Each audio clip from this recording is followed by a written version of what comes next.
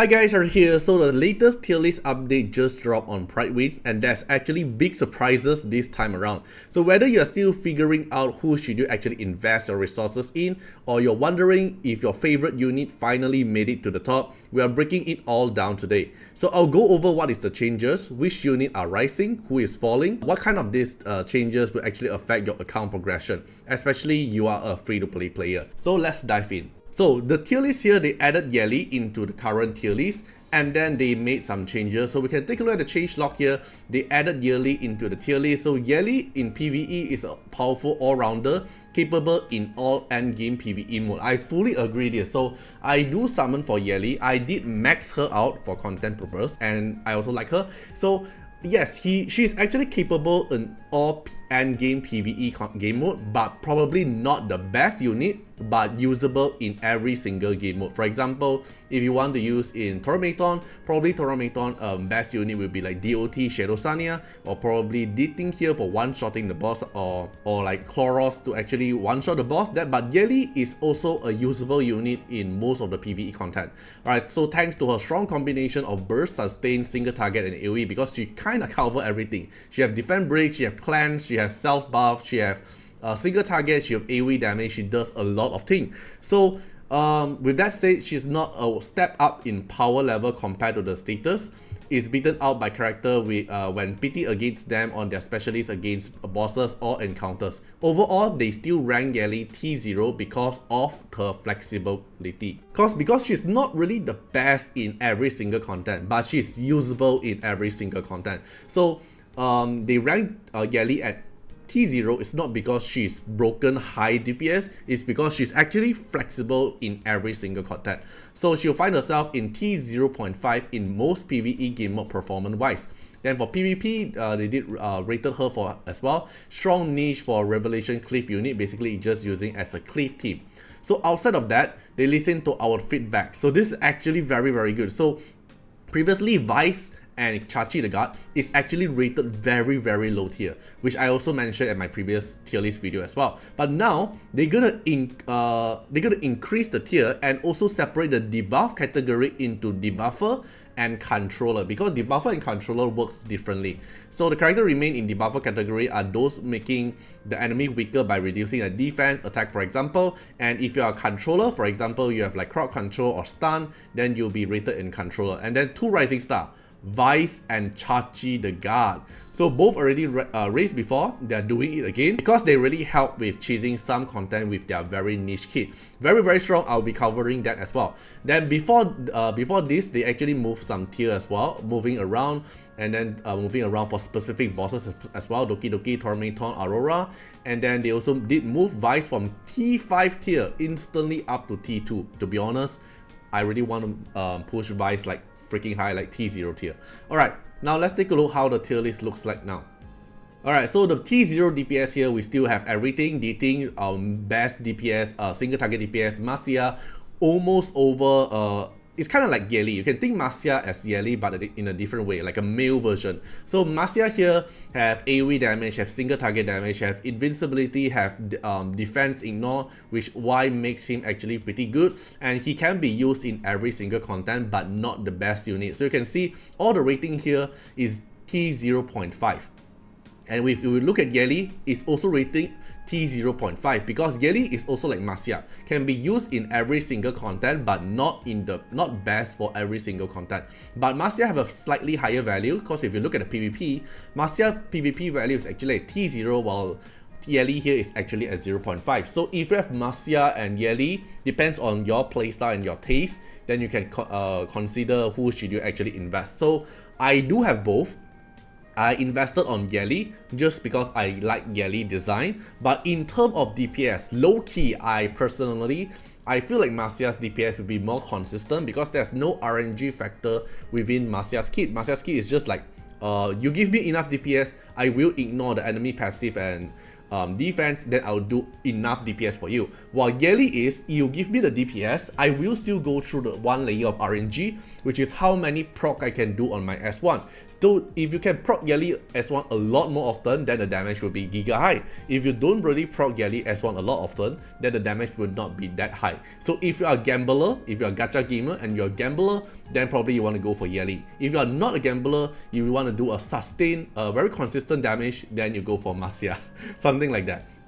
Okay, then Debuffer is still going to be the same. It's still going to be Holden and also Claws. Claws, to be honest, Holden, I can push Holden down to 1 tier, and Claws is remain at the highest tier because Claws debuff is actually too perfect to have anyone in the same tier to actually share with the Claws.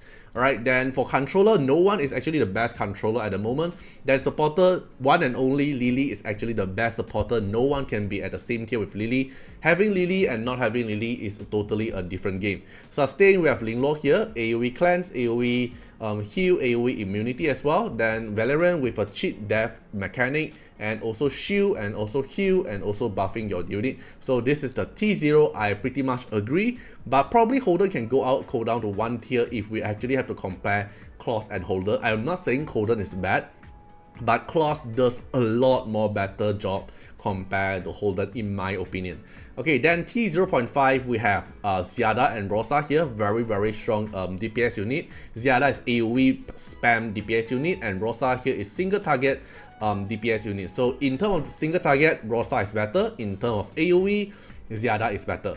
Then Henrich is our one of the best dispeller, but this is an aggressive kind of dispeller because Henrich apply the debuff that can actually increase the boss getting crit chance, and also your crit damage will increase. So this is more aggressive. So if you're going for more like a speed run, Henrich will actually give you a very high value.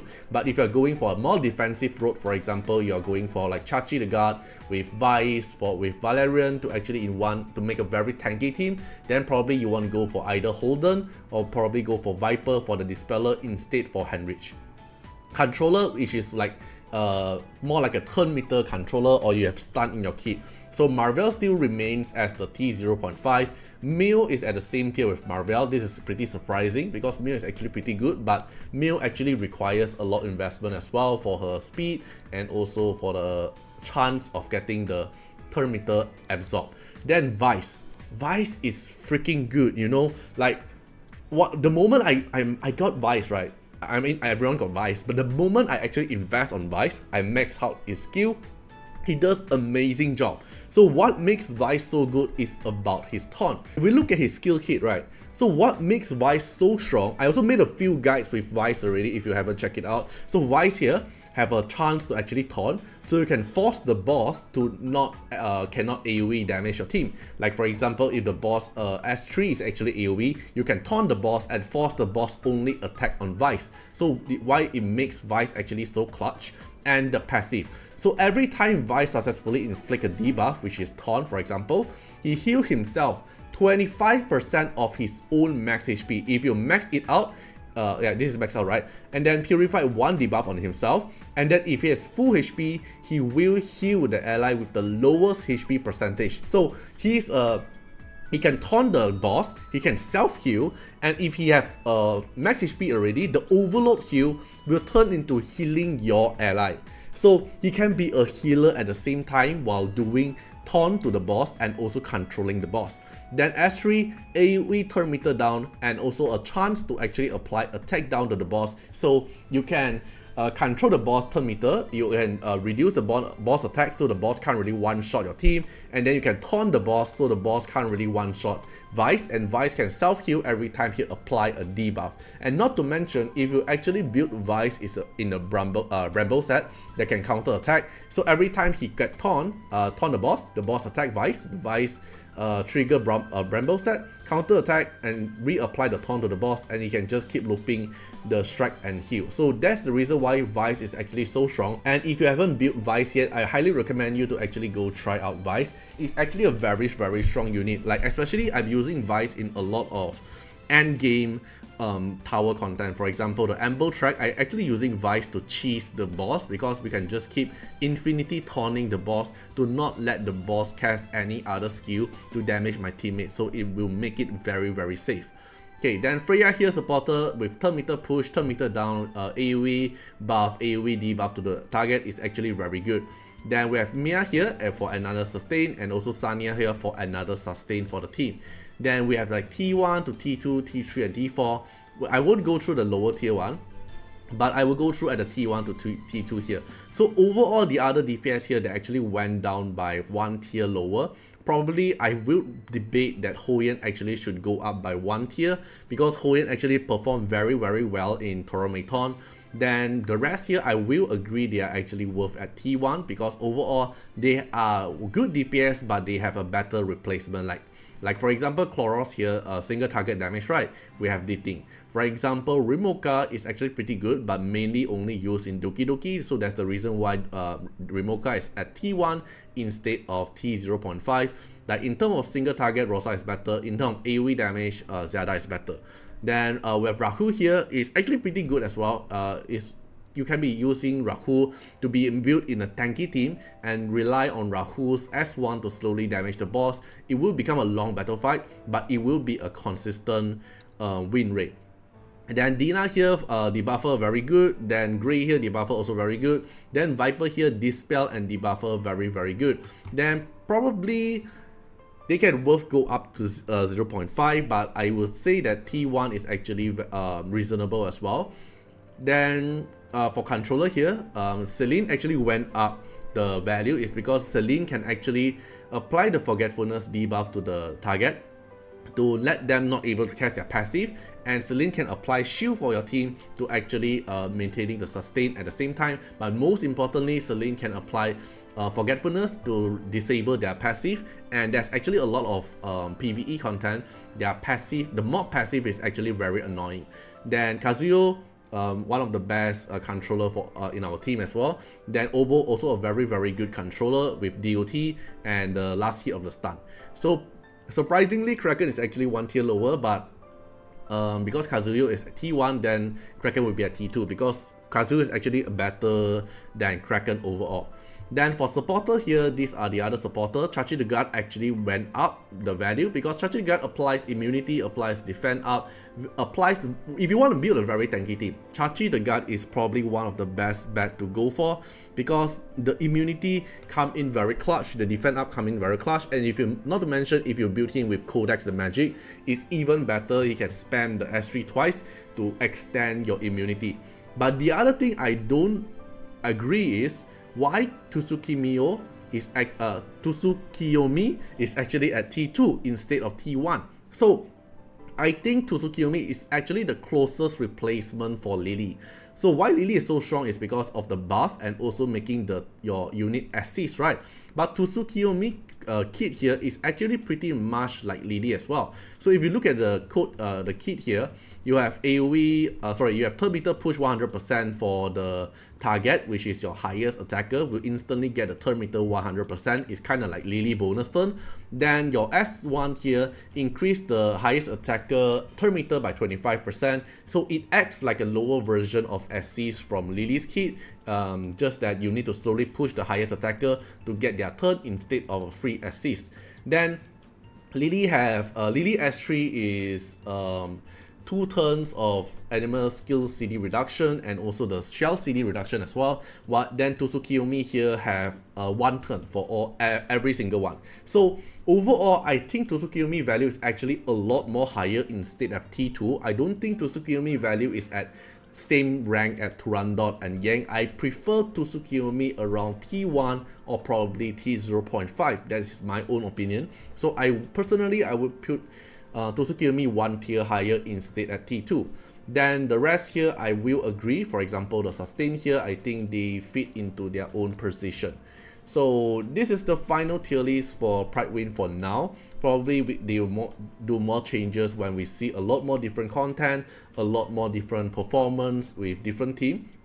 But for now, this tier list here overall, I would say is actually a very accurate tier list. I'm pretty happy that Vice actually went up to T0.5, and I think Vice is the only rare enemies that actually went up to high tier, because the other rare here is only like T3, right? Yeah, there's the only one rare that can actually go up to so high is actually Vice. So Vice here, highly recommend you guys to actually build Vice for especially the free-to-play player. Vice will actually carry a lot in your whole progression. Vice actually helped my whole account a lot as well. So hope you guys enjoyed the video. Feel free to comment down what you guys think about this tier list, and see you guys in the next one. Bye bye. Special thanks for the direct support on the YouTube membership. So for the benefactor of Artiar, which is GenMP, SPVCEJVMQ, Trendcan, thank you so much for your support. And also special thanks for the supporter or patron of Artiar, which is Louis Schneider, Agni, Wang Tamer, Ziggy, Kamaruki, Sunwalks, Rimu, Choni, Antonio Winterspoon, Cragren, Calamity, Rocco Standions, Jordan Alons. Special thanks for your support. And also special thanks for the Super Thanks MVP, HMZ, RY, and X Reads. Thank you so much for your support. Special thanks for the direct support on the live stream super chat for the latest tag. Thank you so much for Code Wardeners, Calamity, Agni, Love Fatima, Fatima Little Underwear, Bloods, Riku Fred, Choni. Thank you so much for your support.